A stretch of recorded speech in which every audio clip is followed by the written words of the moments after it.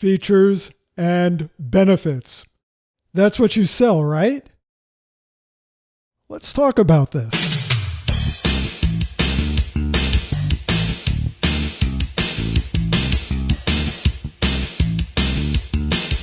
Hello, my friends. My name is Mace Harf, and I want to welcome you to this episode of the Medical Sales Guru podcast and the Medical Sales channel on YouTube. Let's get into it. So many reps, when they're out in the field, they get in front of a customer. What do? They start rattling them off. Rattling what off? You know, features and benefits. Feature, benefit, feature, benefit, feature, benefit. Now, if you've had good sales training, you may have heard that you never describe a feature without also describing the associated benefit. You've probably heard that. You're a professional. I know you have. But I'm going to shoot that down just a little bit. By all means, if you have to bring up a feature, you definitely want to talk about the benefits because people don't buy features, they buy benefits. But here's the thing about features and benefits. Your customers, especially in healthcare, oh gosh, healthcare customers, they don't buy all of the features and benefits that you have. Now, you might think they're great. You might look at your product and say, hey, you know, this is a friggin' awesome product. I mean, feature benefit. We've got the best features and benefits of anything on the market. Here is the problem with that. If all you're doing is talking features and benefits, you may be killing the sale. I know, hard to believe. How could you kill the sale by talking features and benefits? Here's how. Not all features and benefits resonate with your customers. In fact, probably a minority of all the features and benefits that you have do. Why is that? Because there is a lot of similarities between similar products. So a lot of the features and benefits that you have with your product, the customer is already experiencing with whatever he or she is using. So for example, if they already have a feature and benefit with what they're using, and you mention that feature and benefit, in their mind they're saying, okay, I already have that. And if you have a whole litany of these, let's say you rattle off 10 features and benefits, and for 7 of them, they're saying, I already have this. Is that a positive or a negative? Well, for the most part, it's a positive because if these features and benefits are important, it's a positive, but here's where it's a negative. If they are already equating the same features and benefits that they have with their product as having them with yours, then where's the distinction between your product and theirs? There isn't one. In other words, they are seeing your product as being essentially the same. And if it's the same, there's no reason to buy. You want to focus on the features and benefits that distinguish your product from whatever they're currently using or doing. And here's something else. A lot of the features and benefits that you're going to mention to them, they're just table stakes. They expect the product to have that. So if you're talking about things that are already expected, again, it's another check mark, or more than one actually, in the negative column. In other words, these are things that people would normally expect for your product. Let me give you an example. Let's take something, a consumer product that you have bought or will buy or have thought about buying, such as a car. Cars are such great sales examples because it's a major decision for you as a consumer. They cost a lot of money, has to last for a period of time. You have to be able to depend upon it. So buying a car is an important decision. So car salespeople, oftentimes, if you go from one dealer to another dealer, they're saying the same things. And a lot of these things are what I call table stakes. In other words, you need to have these just to be in the game. They're not really things that distinguish one car from another, but you just have to have them. For example, if a salesperson says, well, you know, this particular car, it's got a 12,000, 50,000 mile warranty. In other words, 12,000 on everything, but we warranty the motor and transmission for 50,000 miles. So you as a customer, if you visited other car dealerships, you're going, so what? Everybody else has that too.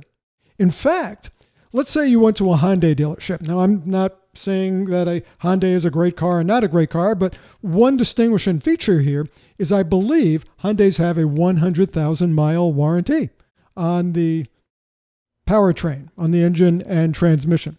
So if a customer says to you, well, we have a 50,000 mile, 12,000 mile warranty, and you just came from the Hyundai dealership, you're thinking, wow, that sucks. Their warranty isn't as good as it is with the Hyundai. So when you're throwing features and benefits out there, you have to know how it's going to be perceived by the customer. For example, what a skilled car salesperson would say, how long do you normally keep a car for? If the answer is less than 50,000 miles, then the warranty, the 50,000 mile warranty is going to be adequate. If it's more than that, and the person is looking at cars that have a 100,000 mile warranty, then this car is not going to look so good. Somebody might say, well, this car, it's a wonderful car. It's got the big warranty. It also has an 8-speed transmission. Now, what if you've never had an 8-speed transmission before? Is that a good thing or a bad thing? Some people may say, if they're savvy and they understand cars, they may say, well, an 8-speed transmission. That means that each of the automatic shifts will occur with a smaller change in the revs of the engine. In other words, it will be smoother shifting. You won't even notice it. But someone who's not familiar with that, they might say, 8-speed transmission, that's got to be complicated. That could break. That could fail. So again, you want to find out how the customer feels about it, if they're knowledgeable and if they have an understanding of what the benefit of this would be ahead of time. Don't just throw the benefits out there.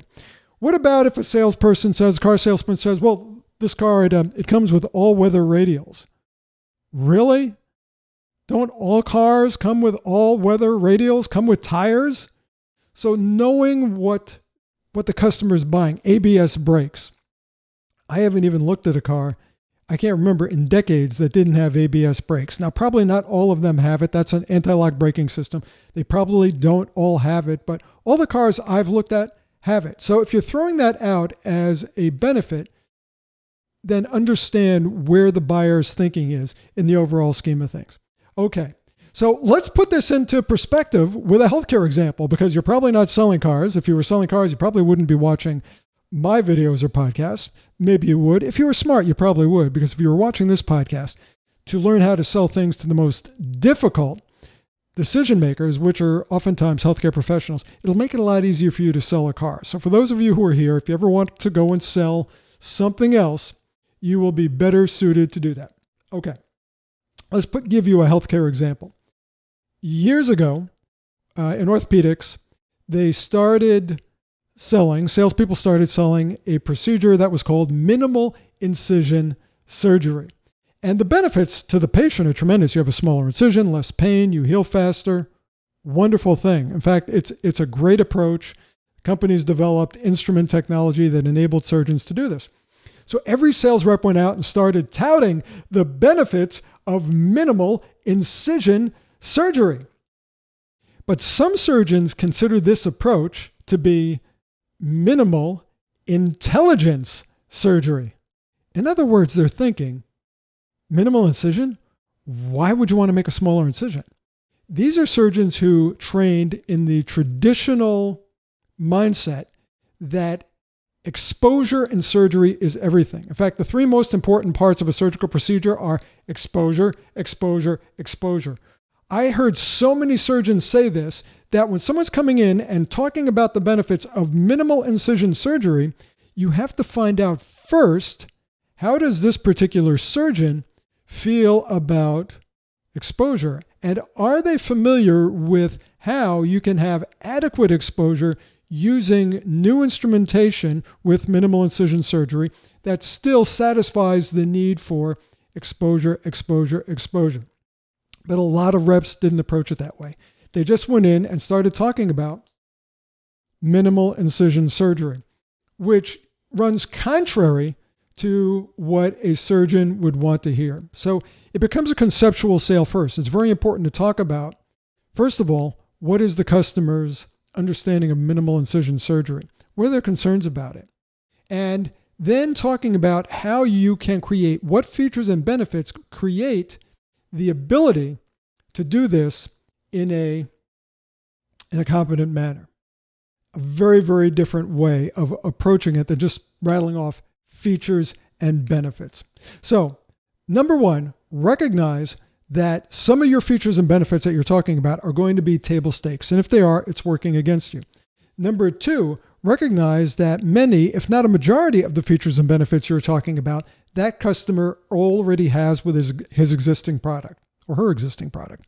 And if so, then it's not going to be a benefit. In fact, it could work against you because it's just saying that I have a Me Too product. It's the same. And the last thing, know which features and benefits your customer buys into is important to them, is something they want to have before you start positioning features and benefits. This is what it means to be skilled in the art of positioning in medical sales. It is everything because customers don't buy all the features and benefits. This video and podcast was brought to you by Medical Sales Academy. And after 37 years in healthcare sales, I got to tell you something. I have learned two types of people, two types of medical sales representatives. One, the kind who will access and leverage every technology, every course, every training that can give them a competitive advantage when they're in the field, when they're competing. And the other type of representative, which is those who accept the status quo. They're complacent and they're not going to spend a dime of their own money. They're not going to do anything outside what the company pays for or provides for them. If you're in the first category, in other words, the kind who doesn't want to accept the status quo, and you want to do everything you can that could give you a competitive edge, and why wouldn't you? When you do that, you're going to sell more and you're going to earn more. You're going to earn a lot more. Imagine what it would be like to approach doctors and other healthcare professionals in ways that automatically make them curious, that make them want to know more about your product, that makes them focus. Imagine if you knew how to stay in control during a sales conversation with these customers and you were able to close business more consistently. That's what we teach at Medical Sales Academy. And I invite you to find out more by visiting medicalsalesacademy.com, medicalsalesacademy.com. It's right here. I want to thank you for spending some time with me today on the Medical Sales Academy and the Medical Sales Channel video. Please tell your friends about it. In fact, if you like what you heard, please like us on YouTube or like us in iTunes.